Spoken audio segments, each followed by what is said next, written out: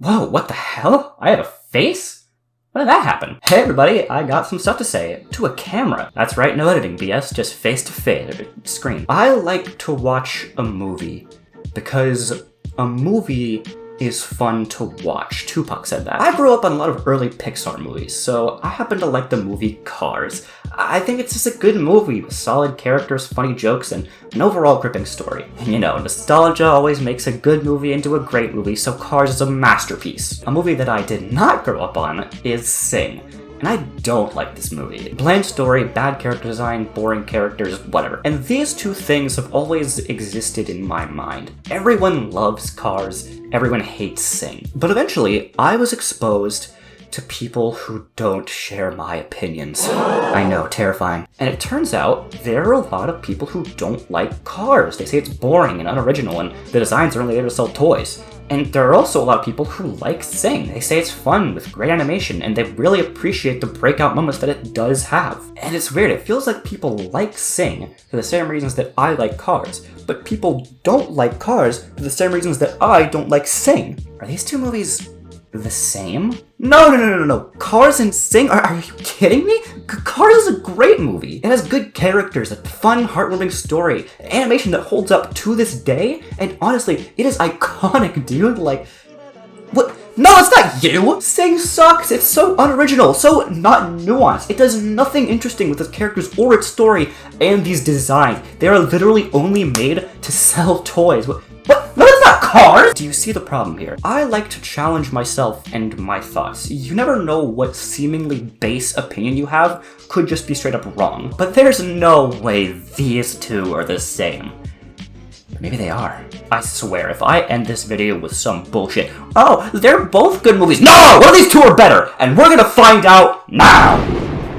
Car's story is pretty simple. A basic redemption arc where an asshole racist race car becomes a nice wholesome guy who learns how to slow down through the help of his newfound small town friends. And I think that Cars does what it sets out to do. It delivers a fun story that shows the importance of living with the world and found family in this cozy little town called Radiator Springs. But there are detractions. Cars is kind of plotless for most of the story. It spends most of its time on tangents with all the different cars and Radiator Springs without anything really centralizing it. These events just kind of happen. But there's also an argument to be made about how that kind of serves the theme. Like in a movie about slowing down and not worrying about some empty cup, it kind of makes sense that we aren't really focused on an overarching plot the whole time. But I mean, that's just kind of an excuse for bad writing. Oh, no. We didn't write a plot because the theme. But overall, I think the story is solid. It's fun, engaging, and even touching at times.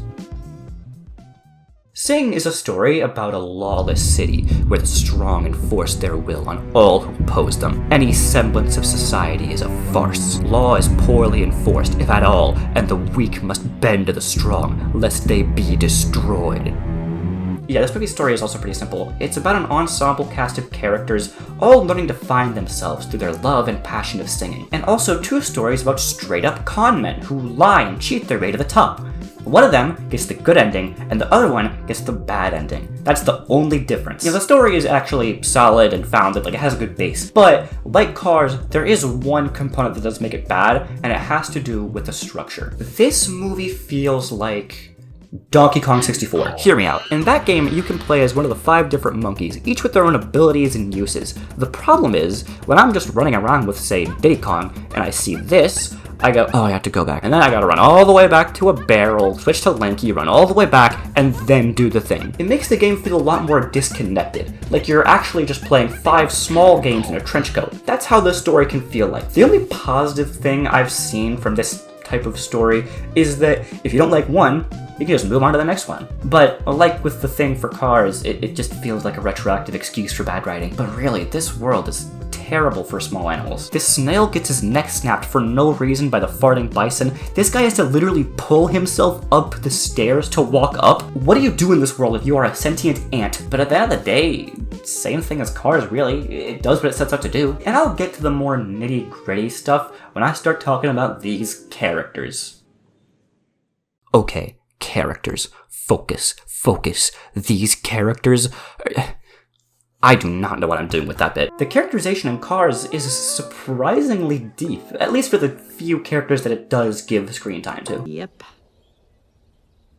Sally is actually a pretty good character for the girl archetype. That meaning her character description is more than just is a girl. She's a former lawyer from LA who gave up a fast and flashy life to be with the people and place that she loves. Even her romance with Lightning, while kinda fast, still feels natural. They have chemistry, they warm up to each other over time, they help and teach each other. It works. And it comes second to Sally's real characterization, which is very important if you're trying to write a romantic subplot. Write the characters before you write the sex scene, please. I'll put it simple.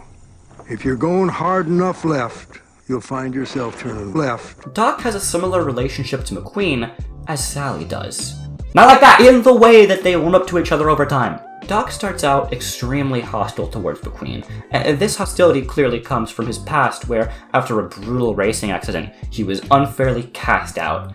And he wants to do exactly that to McQueen. But this dynamic actually ends up being helpful for both of them. Doc's opposition serves as lessons in both life and racing for Lightning, and Lightning's tenacity and love for racing is what allows Doc to put himself back into it, even after everything that happens.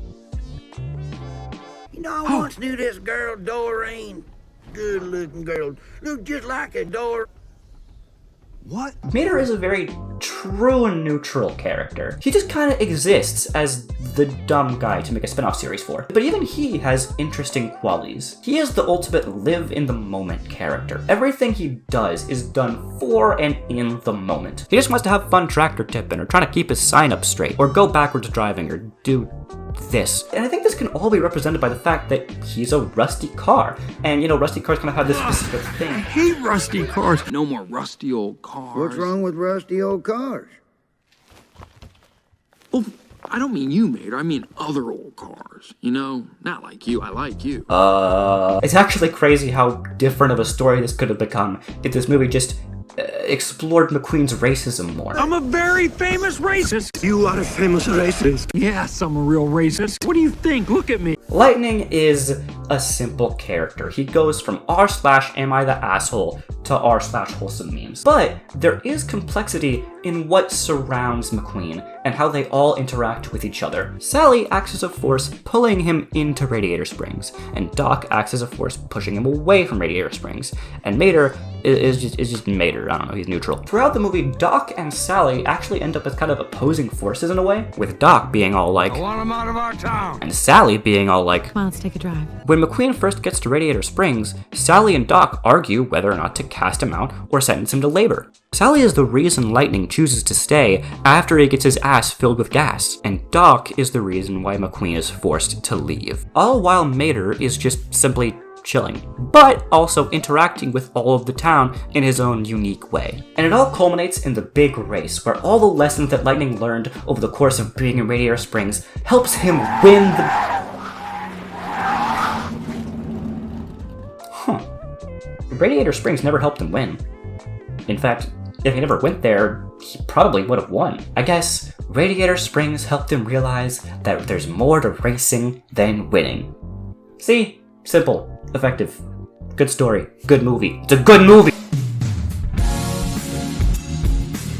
Where Cars has very few characters, but a lot of interconnection between them, Sing has an ensemble cast, but they interact a lot less. And a lot of these arcs that the characters go through are pretty simple, but again, they do what they set out to do. Mina is a pretty simple just stop having anxiety story. Rosita is a mom that just wants to get away from her family life. Ash has a boyfriend. Gunter is marketable and is in all of the trailers. Johnny's relationship with his dad is actually pretty compelling. It's about the question of how much commitment should you have to your family if they're actively stopping you from achieving your dreams. Just, ignore the fact that quality time spent with dad is committing grand theft. But hey, I mean, pretty based, so, I can't really complain. Speaking of straight-up crimes, these two stories are just about straight-up villains who constantly and consistently do bad things and get away with it. Buster Moon's story is odd because it's clear that he has a real compassion for theater, but the movie never really gives you a reason to think that he's a good guy. I mean, he struggles a lot, but that's just the consequences of him being a terrible person and terrible owner of the fucking theater. And Mike, he's just a fucking asshole. I mean, I love this guy. Rich. And by the way, spoilers, he dies.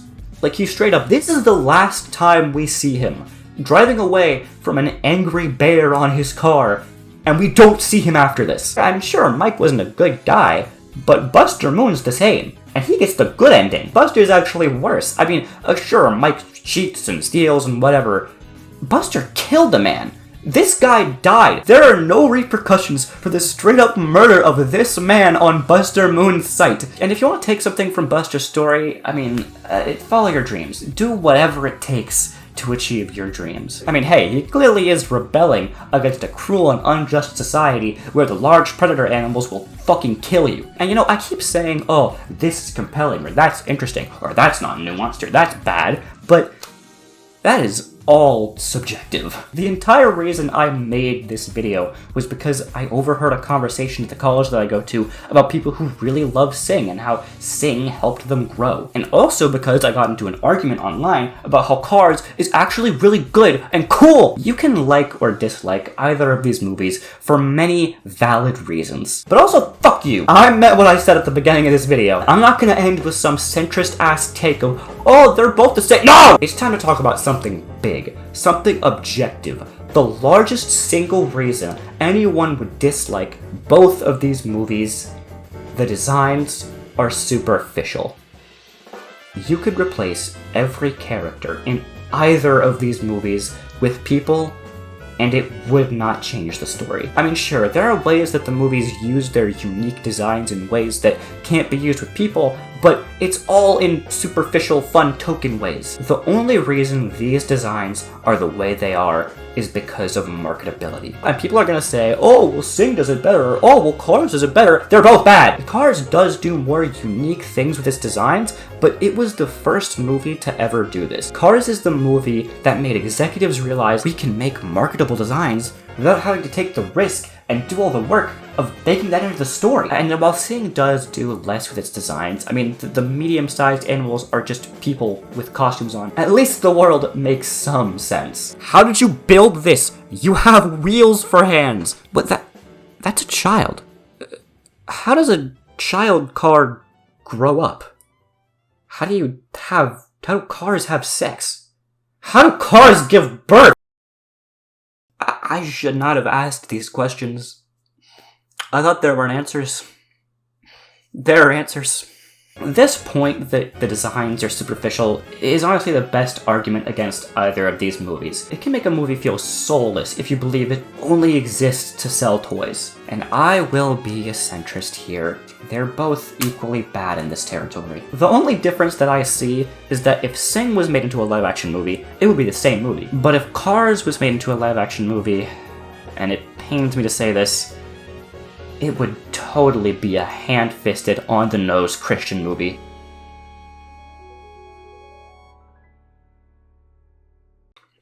Oh, you should talk about legacy next. I thought that's a good topic. The last part of this video is a bit different, but since we're still somehow tied up overall, I want to talk about legacy. What did this movie leave behind, and what came after it? I think Cars immediately goes down because, you know, Cars 2. While Sing 2 was, at least I think, a bit better than Sing, it's not better by much. Plus, it got rid of my guy, like, what the fuck? But Cars 3 brings Cars' score right back up. It was a pretty good movie that kept the spirit of the original while pretending that Cars 2 doesn't exist. So sequels are equal, but what about these movies themselves? What did they leave behind? Honestly, I don't think it's talked about enough just how iconic Cars is. It has so many iconic moments, so much iconic imagery. They did a great job of working these designs into highly memorable moments. And while Sing doesn't have as many shining moments, the end performances are still good. Good singing, cool animation, even good character moments. And I will say, Cars has a lot more memes. You like the way your skin feels on your body? But I am not about to be that guy that says, actually, the epic memes is what makes one movie better than the other. Because, no. So I guess, even after all of that, still the same. Come on, this sucks. Everywhere I look, there's just another centrist outcome. All are the same. All they're different but equal. Shut the fuck! There's gotta be something in here. Anything that makes it different. I am either right or wrong. There is no in between. Dude, please, anything. A scene. A moment. A side character. And Thunder! Darn nice racing out there. Fight me! That must be really embarrassing, but I wouldn't worry about it. Because I didn't do it! Down to cold blue! that's right, baby! Chick kicks is what makes it different. Woo! Sing doesn't have any chick kick singers, does it? Welcome to the chick era, baby! Woo! Cars is better. Nothing can change that. Ever! Woo!